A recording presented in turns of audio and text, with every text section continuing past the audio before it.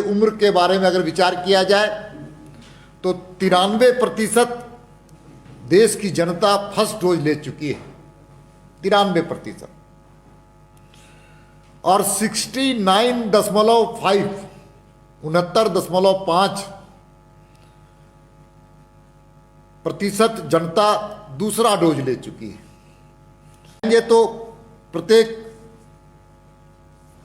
दिन 42.7 लाख लोग, प्रत्येक दिन 42.7 लाख लोग प्रत्येक दिन टीकाकरण कराने का काम प्रधानमंत्री जी के नेतृत्व और उनके आह्वान पर किया जा रहा है।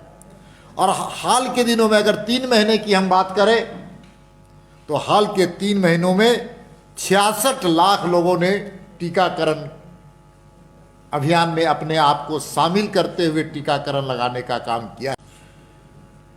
अगर 15+ जो अभी हाल में प्रारंभ हुआ है, 15 से लेकर के 18 वर्ष के बच्चों को, नौजवानों को जो वैक्सीन देने का बात किया जाए तो 42% वैक्सीन लोगों ने ले चुका है, 42% लोगों ने। और हम कह सकते हैं कि 150 करोड़ की यात्रा में प्रधानमंत्री जी का जो जन्मदिन था 17 सितंबर को, उस दिन एक विशेष दिवस के रूप में हम सब लोग याद करते हैं प्रधानमंत्री जी के जन्मदिन में। उस दिन एक दिन के अंदर 2.5 करोड़ लोग, 2.5 करोड़ लोग केवल प्रधानमंत्री जी के जन्मदिन के अवसर पर। मैं इस बात को कहने के लिए इसलिए आपके पास आया हूं कि प्रधानमंत्री के आह्वान और उनके पर आस्था कितना ज़्यादा है लोगों का, कि एक अभियान तो बहुत तेजी से चल रहा है, लेकिन प्रधानमंत्री जी के जन्म के दिन में 2.5 करोड़ लोगों ने टीकाकरण कराने का काम किया था। और अगर वैक्सीन की हम बात कर रहे हैं तो न्यूजीलैंड जैसे देश में से 5 गुना अधिक जो जनसंख्या है, उनके न्यूजीलैंड की जनसंख्या उससे 5 गुना अधिक एक ही दिन में 2.5 करोड़ लोग वैक्सीन लेने का काम किया है दोस्तों। इसलिए और 100 करोड़ से 150 करोड़ पहुंचने में 50 करोड़, ये 78 दिन इसमें लगा। 2.5 महीने 78 दिन में 50 करोड़ की यात्रा वैक्सीनेशन में हुई है दोस्तों। और 50 करोड़ वैक्सीनेशन लेने में यूएसए, यूरोप के अन्य देश और कई ऐसे यूरोपीय देश जिसकी मैं चर्चा आगे कर सकता हूं, वो लगभग 1 साल लगेगा। 1 साल। यूएसए तो अभी भी हमारे देश से काफ़ी पिछड़ा हुआ है वैक्सीनेशन के संदर्भ में, और इसीलिए आईएमएफ ने, इंटरनेशनल मॉनेटरी फंड ने भारत के इस वैक्सीनेशन ड्राइव को प्रशंसा किया। WTO, वर्ल्ड ट्रेड ऑर्गेनाइजेशन ने भी भारत के इस वैक्सीनेशन अभियान की प्रशंसा की। इंटरनेशनल मॉनेटरी फंड IMF ने इसकी प्रशंसा की। WHO, वर्ल्ड हेल्थ ऑर्गेनाइजेशन ने प्रधानमंत्री जी के नेतृत्व में एक क्रांतिकारी अभियान जो चल रहा है उसकी प्रशंसा की। दुनिया के ऐसे कई देश, ब्राजील के प्रधानमंत्री ने तो भारत के प्रधानमंत्री को हनुमान की संज्ञा दी, बजरंगबली की संज्ञा दी इस युद्ध को लड़ने के लिए। इसीलिए चाहे वो छोटे छोटे देश हो, चाहे वो बांग्लादेश हो, मालदीव हो, बांग्लादेश तो ये कह दिया, बांग्लादेश के प्रधानमंत्री ने प्रधानमंत्री को लिख कर दिया कि पहला सौगात भारत ने बांग्लादेश को, देश को आज़ादी दिलाने में दिया था, और दूसरा सौगात, दूसरा उपहार वैक्सीनेशन दे करके बांग्लादेश को आप सब लोगों ने एक नया उपहार देने का काम किया। उसी प्रकार से मालदीव, थाईलैंड, ऐसे कई छोटे छोटे देश, बफर स्टेट जो भारत का है, सबने भारत की प्रशंसा की, प्रधानमंत्री नरेंद्र मोदी की प्रशंसा की वैक्सीनेशन के संदर्भ में दोस्तों। इसलिए हम कह सकते हैं कि प्रधानमंत्री जी के नेतृत्व में वैक्सीनेशन का ड्राइव दुनिया के लिए एक आदर्श स्थापित करने का काम किया, एक नया मापदंड खड़ा करने का काम किया, और जिसके कारण आज हम ये कह सकते हैं कि तीसरी लहर का असर भारतवर्ष में इसलिए कम पड़ा क्योंकि प्रधानमंत्री जी ने वैक्सीनेशन की को प्राथमिकता देकर के आम लोगों के लिए निःशुल्क वैक्सीन देने का अभियान चलाया था। वो सफल अभियान साबित हुआ। इसलिए अगर मैं कांग्रेस के कालखंड की थोड़ी सी चर्चा मैं करना चाहता हूं, हम सबको जानते हैं कि कांग्रेस के कालखंड में की थोड़ी सी मैं चर्चा करना चाहता हूं। टीबी का वैक्सीन दुनिया के अंदर इजाद हुआ 1921 में, लेकिन भारत में 1978 में आया। वो तब आया जब अटल जी की सरकार थी। पोलियो का भी उसी प्रकार से दुनिया के अंदर 1955 में इजाद हुआ, लेकिन भारत में 1985 में आया। उसी प्रकार से हेपेटाइटिस का 1965 में दुनिया में इजाद हुआ था, लेकिन भारत में 2003 में आया।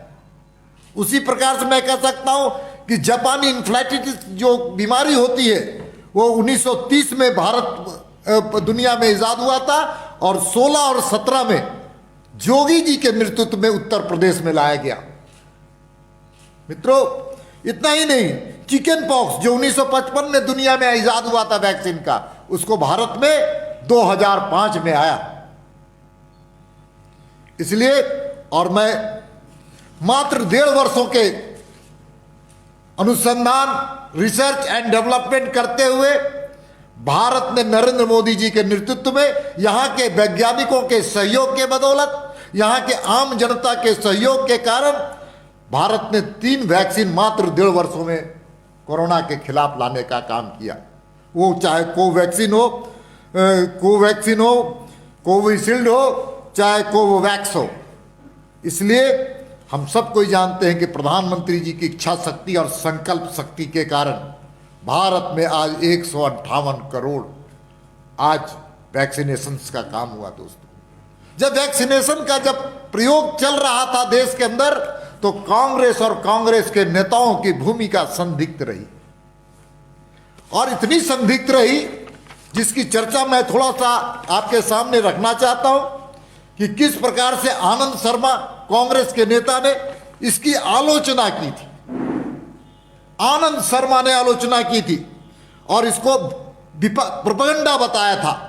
कहा था कि ये भगवा वैक्सीन है, मोदी वैक्सीन है, और इसको लेने के लिए लोगों से आह्वान किया था, इसको आप मत लीजिए। उसी प्रकार से शशि थरूर ने इस वैक्सीन के सवाल पर, वैक्सीनेशन ड्राइव पर प्रश्न चिन्ह खड़ा करने का काम किया था शशि थरूर ने। उतना ही नहीं, कांग्रेस के मनीष तिवारी ने इसके सामने प्रेस में जनता के बीच में जाकर के भ्रमित करने का काम किया था। वैक्सीनेशन को सवाल पर, वैक्सीन को उठाने का काम किया था। कांग्रेस सांसद राहुल गांधी भी वैक्सीन के सवाल पर कई सवाल खड़ा करने का काम किया था, और इसको एक मजाक और हंसी का पात्र बनाया था वैक्सीन को लेकर के। इतना ही नहीं, पी चिदम्बरम कांग्रेस के बड़े नेता हैं जो पहले वित्त मंत्री थे, उन्होंने भी वैक्सीन पर सवाल खड़ा किया, प्रश्न चिन्ह खड़ा करके जनता को भ्रमित करने का काम किया। उसी प्रकार से कांग्रेस के रणदीप सुरजेवाला ने प्रेस कॉन्फ्रेंस करके कोवैक्सीन और कोविशील्ड पर, जो आज दुनिया उस पर फख्र कर रही है, उस पर भी प्रश्न चिन्ह खड़ा करने का काम किया था। इतना ही नहीं, कांग्रेस के नेता राशिद अल्वी ने इसे भगवा वैक्सीन करार दिया था। दोस्तों, इतना ही नहीं, छत्तीसगढ़ के दिन की सरकार है, उनके हेल्थ मिनिस्टर है सिंहदेव, उन्होंने तो कहीं बहिष्कार करने की घोषणा की थी। और तो और झारखंड के स्वास्थ्य मंत्री भी इससे पीछे नहीं रहे दोस्तों, बन्ना गुप्ता। और बन्ना गुप्ता ने क्या कहा था, जिस दिन 16 जनवरी को जिस दिन वैक्सीन ड्राइव हुआ था, उसके नेक्स्ट डे 17 जनवरी को उन्होंने बयान दिया था और कहा था देश के लोगों को प्रयोगशाला का चूहा नहीं बनना चाहिए। दोस्तों, 17 मार्च को जब वैक्सीनेशन के सवाल पर प्रधानमंत्री ने बैठक बुलाया था तो छत्तीसगढ़ के मुख्यमंत्री ने, बंगाल के मुख्यमंत्री ने उसका बहिष्कार किया था। इसलिए और राहुल गांधी तो बोलते थे कि मेड इन इंडिया वैक्सीन बहुत महंगा है, इसको नहीं लेना चाहिए, इसमें असर कम है, असरदार नहीं है, इसको नहीं लेना चाहिए। वार है कांग्रेस। इसलिए इन तमाम बातों से इतर होकर के जनता ने मोदी जी के प्रति आस्था व्यक्त करते हुए इस काम को आगे, इस अभियान में अपने आप को शामिल करने का काम किया।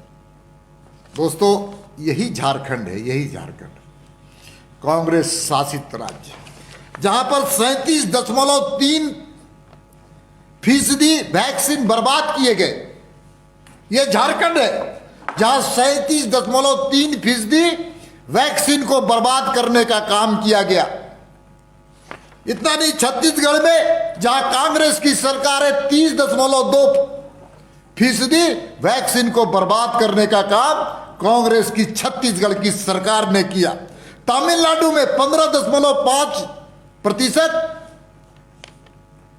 हमारे वैक्सीन को नाली में फेंकने का काम किया। राजस्थान जहां पर कांग्रेस की सरकार है, और राजस्थान में 25% टीकों की बर्बादी हुई, और ऐसे कई टीके सड़क के डस्टबिन जहां पर कूड़ेदान होता है, कूड़ेदान में पाए गए।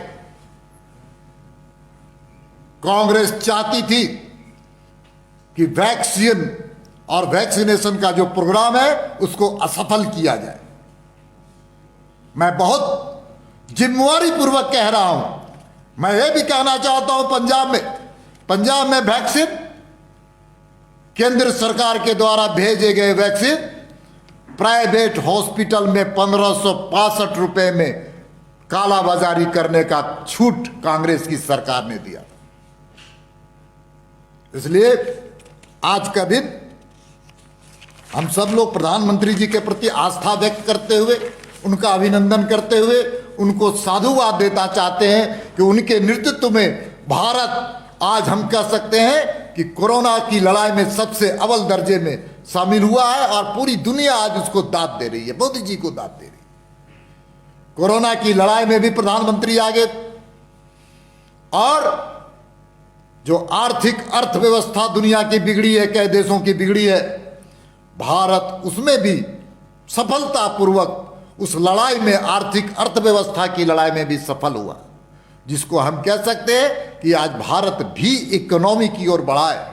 कोरोना के पहले जिस प्रकार से आर्थिक अर्थव्यवस्था तेजी से गिर रही थी, फिर से भारत के प्रधानमंत्री के नेतृत्व में, जहां एक तरफ जान की चिंता करते हुए प्रधानमंत्री जी ने आम लोगों के जान की चिंता करते हुए वैक्सीनेशन से लेकर के लोगों के अनाज तक की व्यवस्था की, और ऑक्सीजन प्लांट की व्यवस्था की, जो आज मुख्यमंत्री जी आज ऑक्सीजन प्लांट के उद्घाटन कर रहे हैं, वो केंद्र सरकार के द्वारा दिए गए पैसे के।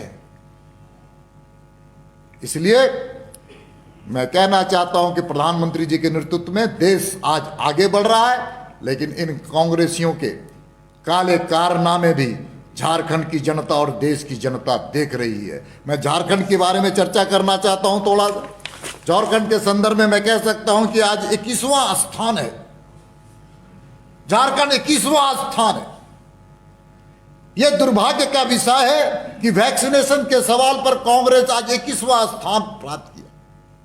थोड़ा यहां के सत्ताधारी दल के लोगों को आत्मचिंतन करना चाहिए। क्या कारण है कि आज झारखंड को 50% ही दोनों डोज लगे, 50% लोगों को ही दोनों डोज लगे। कांग्रेस और झारखंड मुक्ति मोर्चा के नेताओं को नींद कैसे आती है, ये समझ से परे। झारखंड की जनता आज कोरोना की लड़ाई लड़ने के लिए तैयार है, लेकिन नेतृत्व के पास नियत की कमी है, नीति की कमी है। और मैं तो कह सकता हूं कि कोरोना की लड़ाई वैक्सीनेशन ड्राइव में सरकार की प्राथमिकता नहीं है। जिसके कारण कोरोना की लड़ाई में हम फिसड्डी साबित हुए। और सरकार इस लड़ाई को, कोरोना की लड़ाई को सरकारी अधिकारियों के हाथ में छोड़ने का काम किया है। ना वहां जन भागीदारी है, न जन जागरण है, और सरकारी पदाधिकारी केवल घर में रह करके, कार्यालय में बैठ करके इस अभियान को सफल अभियान चलाना चाहती है और बहाना बना रही है कि हमारे यहां आप प्रवासी लोग रहते हैं, इसके कारण हमारा सिस्टम ठीक से काम नहीं कर रहा है। अरे मित्रों, दुनिया के, भारत के कई राज्यों में भी प्रवासी लोग रहते हैं, दूसरे जगह जा करके अपनी नौकरी, अपने पेट को पालने का काम करते हैं। लेकिन बहाना, झारखंड की जनता बहाने को बर्दाश्त नहीं करेगी। और ग्रामीण क्षेत्रों में जिस प्रकार की नेटवर्किंग की व्यवस्था होनी चाहिए, आप सभी लोगों, अगर ग्रामीण क्षेत्र में जाएंगे तो लोग कोरोना से बेहाल, फर्स्ट फेज में भी रहे, सेकंड फेज में भी रहे और इस बार भी है, लेकिन उनके पास ना कोई हेल्थ सिस्टम उनके पास नहीं पहुंच पाया है। इसलिए मित्रों, आप सबको जानते हैं ओमिक्रॉन नया वेरिएंट आया है। अब इसकी कोई जांच कराने वाला यहां पर कोई सिस्टम नहीं है। सारे अखबार के लोग, सारे सामाजिक संगठन के लोग, सभी राजनीतिक दल के लोग, भारतीय जनता पार्टी भी लगातार इस विषय को कह रहा था कि ओमिक्रॉन वेरिएंट आने वाला, इसका टेस्ट करने की जो मशीन है वो झारखंड में लगना चाहिए, राजधानी में लगना चाहिए, सभी जिला मुख्यालय में लगना चाहिए। नहीं, मैं सरकार से पूछना चाहता हूं कि किन कारणों से ओमिक्रॉन की जांच की मशीन अभी तक नहीं लगी, कहां गड़बड़ है, क्या मामला है, और इस मामले के पीछे कौन सी कहानी लिखी जा रही है। इसलिए सरकार से मांग करता हूं कि इसको गंभीरता से ले और उद्घाटन केंद्र सरकार के द्वारा दिए गए संसाधनों को केवल उद्घाटन न करे और थोड़ा श्वेत पत्र निकालने का काम करे कि राज्य की सरकार ने कोरोना में कितना बड़ा योगदान दिया और केंद्र सरकार ने कितना बड़ा योगदान दिया। झूठी इमारत खड़ा करना इस सरकार की फितरत है, लेकिन जनता इनके फितरत को, इनके नकाब उतारने का काम करेगा। दोस्तों, मेरी ओर से आज इतनी ही बात कहनी थी। बहुत बहुत धन्यवाद आप सब लोगों का।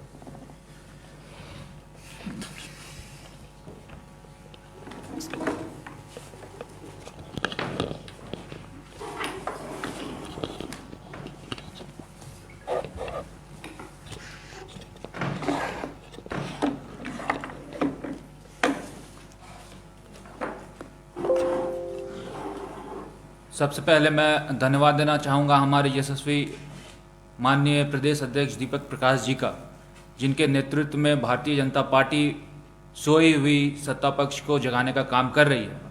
साथ ही मैं धन्यवाद दूंगा यहाँ पर उपस्थित हमारे सहयोगी अशोक जी का, तमाम प्रेस के, मीडिया के, प्रिंट और इलेक्ट्रॉनिक मीडिया के बंधुओं का। आप सभी को मकर संक्रांति की ढेर सारी शुभकामनाएं। और साथ ही कोरोना की तीसरी लहर में मैं आपको अभी से सचेत करता हूं कि हम लोगों को अपना प्रोफेशनलिज्म के साथ साथ अपने स्वयं की रक्षा करनी है, क्योंकि सरकार सोई हुई है। दोस्तों, आज का वो वित्तीय वाणिज्य कर को लेकर है। किस प्रकार से हेमंत सोरेन जी की सरकार ने कुप्रबंधन कर पूरे झारखंड प्रदेश का बेड़ा गर्क किया हुआ है। मैं इससे पहले मैं अपनी बातों को रखूं, एक अंग्रेजी में बहुत अच्छा प्रोवर्ब है जो इस सरकार पर फिट बैठता है, failing to plan is planning to fail. अर्थात कि अगर आपके पास प्लान नहीं है, विजन नहीं है, तो आपने अपने कब्र को खोदने का काम शुरू से ही कर दिया है। और यही कारण है कि शुरुआती दौर से, जब से ये सरकार आई है, तब से नेगेटिव नोट पे सरकार ने अपना कामकाज चालू किया है। आपको याद होगा कि खजाना खाली है से लेकर 2.5 भाजपा को मरने का काम हेमंत सोरेन जी की सरकार में तमाम मंत्रियों ने, विधायकों ने और स्वयं सीएम साहब ने कई बार किया है। लेकिन उनके पास अपना क्या प्लान है, उनके पास अपना क्या विजन है अर्थव्यवस्था को ठीक करने का, एम्प्लॉयमेंट जनरेट करने का, आम जनता तक सरकारी लाभ को पहुंचाने का, वो अभी तक से, और साल हम लोगों का पूरा होने वाला है, इनफैक्ट पूरा हो गया है, और उसमें भी सरकार ने कुछ ठोस कदम अभी तक इकॉनमी को रिवाइव करने के लिए नहीं उठाया है, जो कि बहुत ही बड़ा चिंता का विषय है। और चिंता का विषय इसलिए है क्योंकि मुझे लगता है कि सरकार में बैठे तमाम मंत्रियों को ना इकोनॉमिक्स की ना फाइनेंस की समझ है, और ना ही वो कोई ऐसा कदम उठा रहे हैं ताकि हम लोग आने वाले दिन में कैसे झारखंड प्रदेश की अर्थव्यवस्था को ठीक करें। जब प्रेस कॉन्फ्रेंस चलता है तो मुझे लगता है कि 2-3 कांग्रेस की तरफ से काउंटर करने के लिए प्रेस कॉन्फ्रेंस के माध्यम से उन लोगों का भी वक्तव्य आता है। लेकिन आज की डेट में जब वाणिज्य कर और वित्त विभाग का जब मैं यहाँ प्रेस कॉन्फ्रेंस कर रहा हूँ, सरकार की नाकामियों को गिना रहा हूँ, तो मेरा ये एक्सपेक्टेशन रहेगा कि कम से कम फाइनेंस मिनिस्टर इन चीज़ों को, जिस चीज़ों को मैं उल्लेख करूंगा, उनका रिप्लाई दे।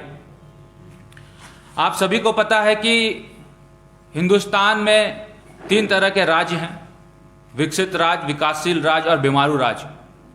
विकसित राज्य जो स्वयं अपने पैरों पे खड़ा हो सकते हैं, उनकी अर्थव्यवस्था ठीक है। विकासशील राज्य वैसे राज्य हो गए जिसकी अर्थव्यवस्था कहीं कहीं चरमराती है, तो वो ठीक करने के लिए प्रोएक्टिव स्टेप्स सरकार द्वारा उठाया जाता है।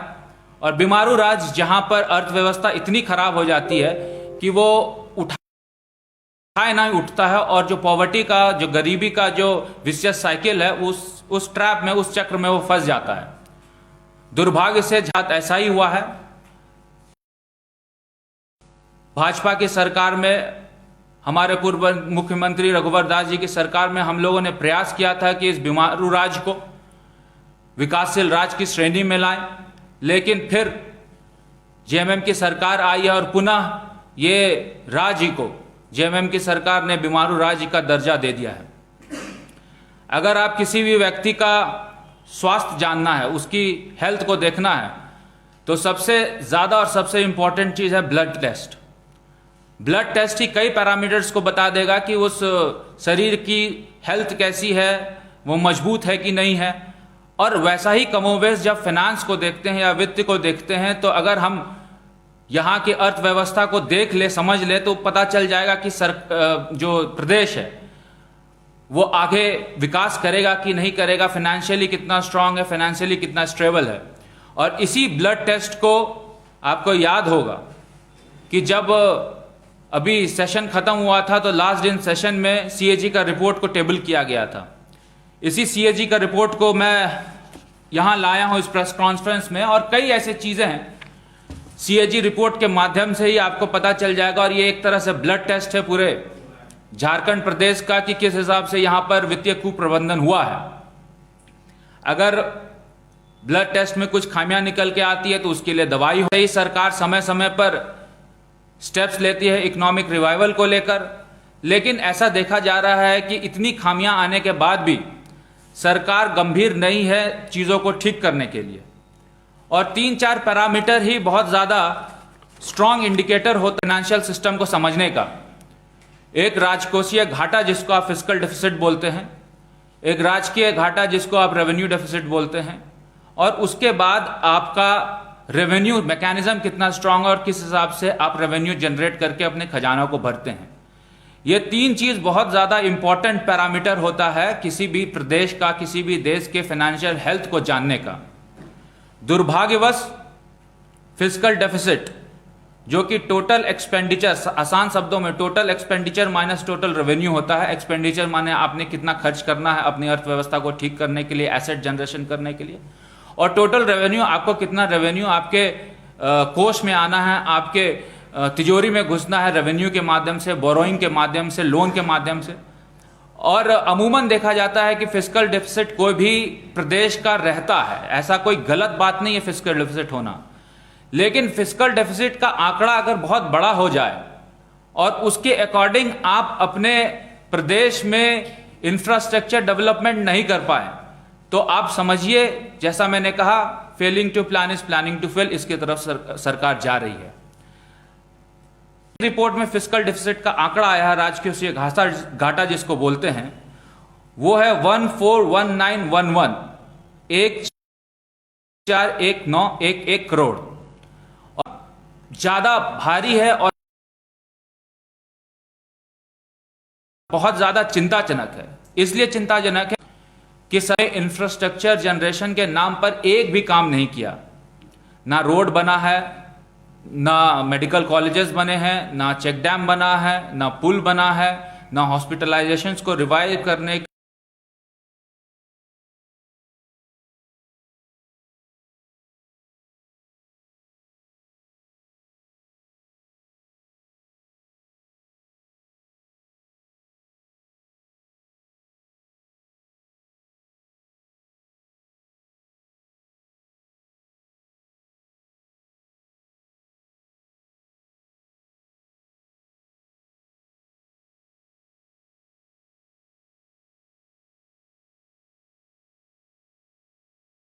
के लिए नए हॉस्पिटल्स बने हैं।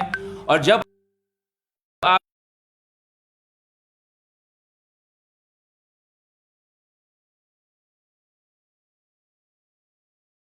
आपका फिस्कल डेफिसिट इतना बड़ा हो जाता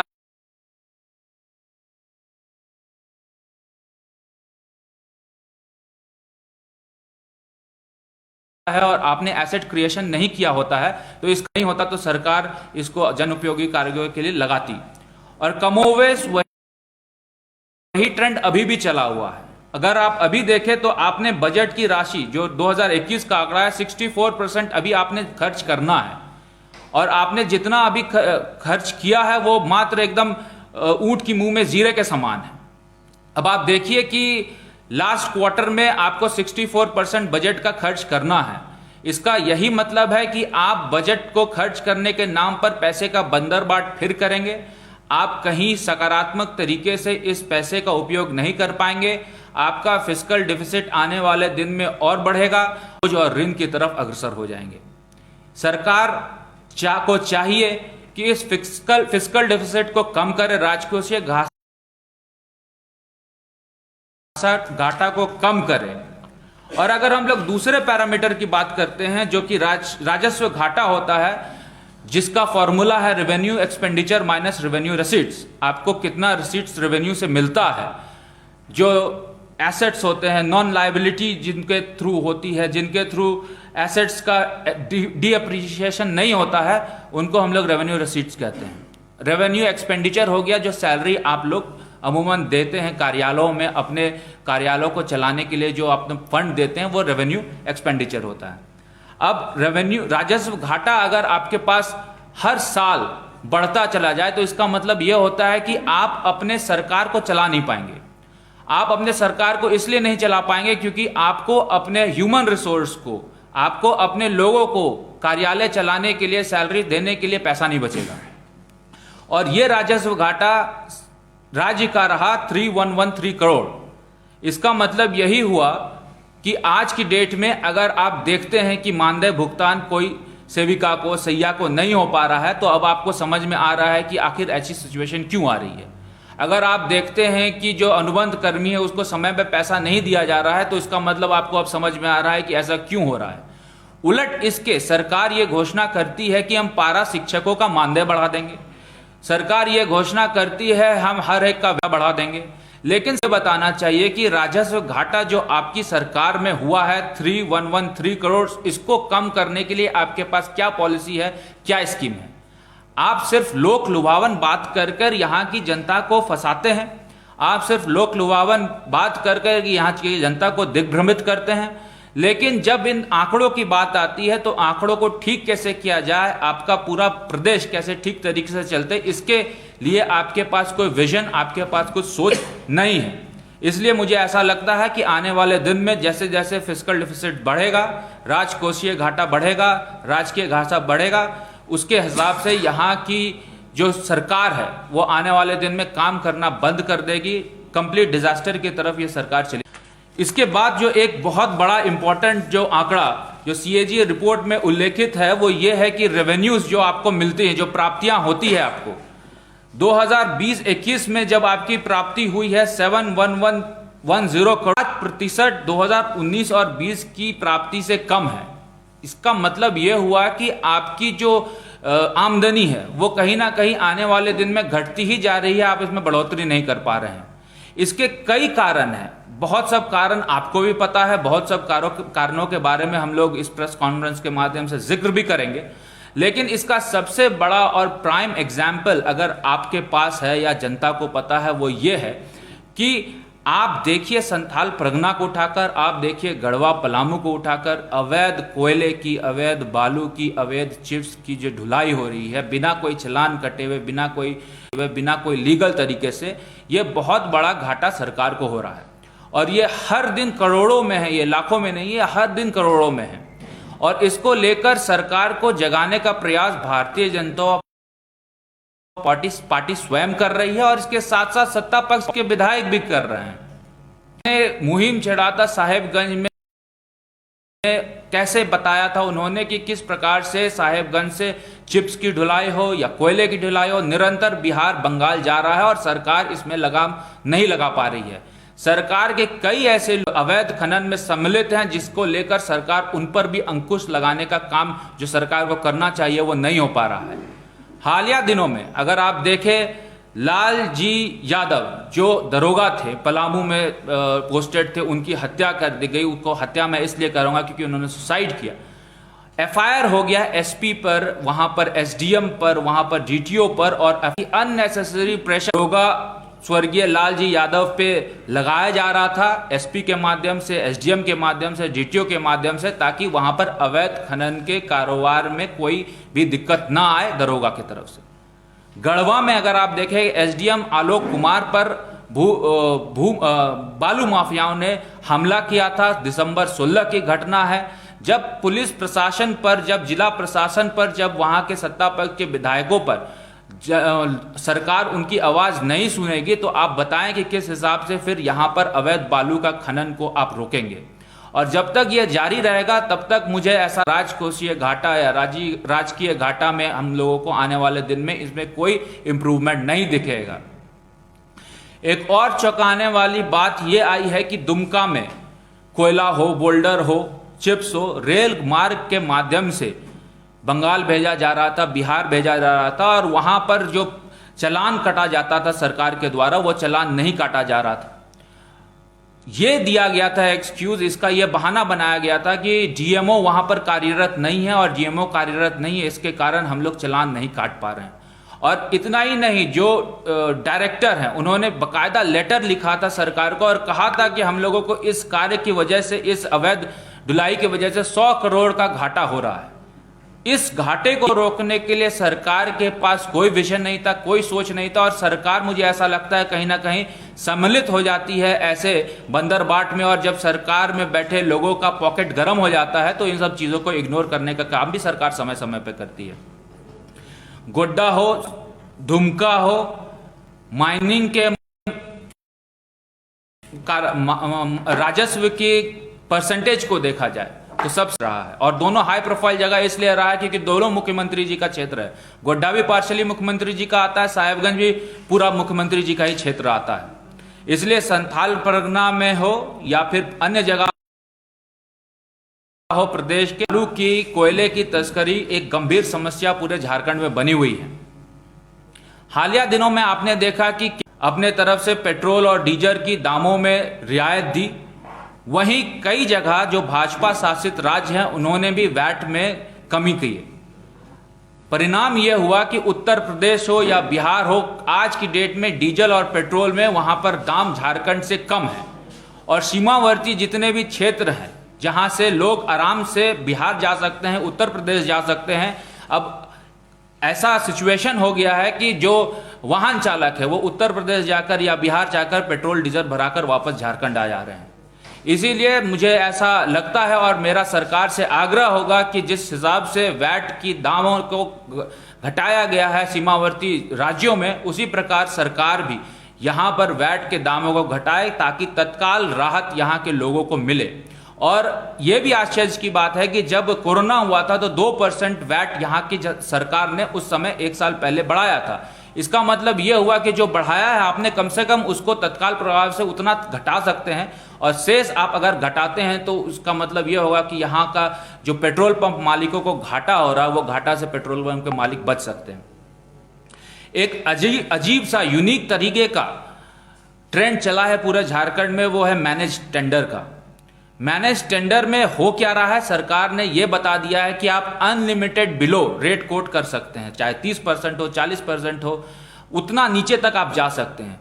लेकिन अगर आप हालिया दिनों में जितना भी टेंडर हुआ है उसके आंकड़ों को निकालेंगे तो आपको पता चलेगा कि हर एक टेंडर शेड्यूल रेट में हो गया है। हर एक टेंडर शेड्यूल से थोड़ा अबव डाल के लोगों ने ले लिया है। इसके पीछे मैनेज्ड गिरोह का काम चल रहा है। मैनेज्ड गिरोह हर चीज को मैनेज करता है, वहां पर 5% 10% कमीशन जो संवेदक है उससे उठाता है, और उसके बाद नेता को, प्रशासन को पैसा देकर वहां पर मैनेजमेंट का काम इन मैनेज गिरोह के द्वारा हो रहा है। अब सरकार ने यह मंशा दिखाई थी कि अगर 30% बिलो करता है तो हम लोगों को 30% का तत्काल प्रभाव से फायदा मिलेगा, लेकिन यहां पर उल्टा हो गया है। यहां पर मैनेज टेंडर के नाम पर सरकार का जितना भी निविदा निकल रहा है वो शेड्यूल रेट में लोगों ने द्वारा लिया जा रहा है, और ये मैनेज टेंडर का गिरोह इसमें बहुत सक्रिय है, और इसको कहीं ना कहीं राजनीतिक संरक्षण प्राप्त है, जिसके कारण भारी राजस्व का घाटा पूरे प्रदेश में हो रहा है। बिजली की अगर हम बात करेंगे तो बिजली में जितना भी हम लोगों को रेवेन्यू रिसीट मिलना चाहिए था, वो 5000 करोड़ का घाटा पूरे झारखंड में दिखाया जा रहा है, जो कि बजट पेश किया था उसमें साफ उल्लेखित है।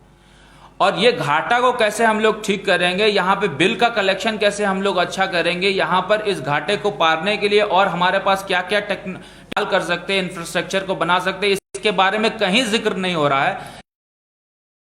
लेकिन जिक्र बस इतना ही हो रहा है कि गांव में जाकर जो जेई होते हैं, एसडीओ होते हैं, वो एफआईआर करते हैं गरीब ग्रामीणों पर, और अवैध कनेक्शन के नाम पर वहां हजारों की उगाही कर रहे हैं। लेकिन उनकी ये मंशा कतई नहीं है कि जो बिजली विभाग में घाटा हुआ है उसको कैसे हम लोग भरपाई करें। इतना ही नहीं, एक और मामला आया था जब बिजली मित्र के 15,000 रुपए वसूले गए थे इस नाम पे कि आपके पास जो कंप्यूटर है, फोन है, मोबाइल है, उसकी सिक्योरिटी के लिए दें विभाग। अब विभाग ये बताया कि ये 15,000 रुपए जो सिक्योरिटी के तौर पर लिया गया था, कि क्या वो नेताओं के पॉकेट में गया था कि सही में इसकी आवश्यकता थी, ये हमारी सोच की और समझ की परे। आप अगर देखें कि म्यूटेशन की बात हो, राजस्व की बात हो, जमीन संबंधित म्यूटेशन में 70,000 से ज्यादा केसेस अभी भी पेंडिंग है, और जब म्यूटेशन होगा ही नहीं तो शुल्क की वसूली नहीं हो पाएगी, म्यूटेशन का चार्ज सरकार नहीं ले पाएगी, और राजस्व में घाटा स्वाभाविक तौर पर यह फिर होगा। खास महल की जमीन को रांची में बांटा जा रहा है, बंदर बांट किया जा रहा है, रजिस्ट्री पे कर उगाही की जा रही है, और जो सरकार की प्रॉपर्टी है, सरकार का पैसा है, उसको बंदर बांट करने का काम यहाँ के दलाल कर रहे हैं। सरकार इसमें कोई भी तरह से अंकुश लगा नहीं पा रही है। संथाल परगना में भी एसपीटी हो या सीएनटी हो, एक्ट का उल्लंघन हो रहा है। जमीन बेचने के दान पत्र से काम किया जा रहा है। जो रजिस्ट्री चार्जेस मिलनी चाहिए थे सरकार को, उसमें भी सरकार उसका प्रॉपर तरीके से, ठीक तरीके से उगाही नहीं कर पा रही है। अगर आप इकोनॉमी को देखें पूरे प्रदेश का, सरकार भले ही यह दावा कर ले कि हम लोग आने वाले दिन में बड़ी बड़ी यूनिट्स को यहां लाएंगे, लेकिन वास्तविकता यही है कि उद्योग की बात करें तो एसएमईज जो हैं, स्मॉल मीडियम इंटरप्राइजेस जितने भी हैं, उसमें 1700 यूनिट्स ऐसे हैं जो कि सरकार के इस कार्यकाल में बंद हो चुके हैं, और 1700 यूनिट्स का रिवाइवल के लिए सरकार के पास कोई मास्टर प्लान नहीं है, कोई विजन नहीं है। और 1700 यूनिट्स के कारण जो कमर्शियल टैक्सेस की उगाही होती थी वो आज की डेट में बंद पड़ा हुआ है, और इसके बाद बेरोजगारी का जो आलम हो गया है ऐसे यूनिट्स बंद होने का पास, ये भी आपके पास आंकड़ों के माध्यम से आपको पता है। सरकार अभी तक, मैंने पहले भी कहा है कि अपने बजट का 35% ही खर्च कर पाई है, 65% अभी भी खर्च नहीं कर पाई है, जिसका प्रमुख यही हम लोगों के पास प्रतीत होता है। इसका एग्जाम्पल कि लास्ट क्वार्टर में सरकार एन केन प्रकार पैसों का बंदरबाट करके चाहती है कि इस डेटा को ठीक करें। मनरेगा में हालिया दिनों में 52 करोड़ का घोटाला हुआ था जो न्यूज़ चैनल्स में छपा था, लेकिन सरकार ने इसको लेकर एक भी सकारात्मक स्टेप नहीं उठाया कि किस प्रकार से वो वसूली करेंगे राजस्व की जो घाटा हुआ है, और साथ साथ वैसे पदाधिकारी जिनकी संलिप्तता से ये घोटाला हुआ उसको लेकर कठोर कार्रवाई करने का।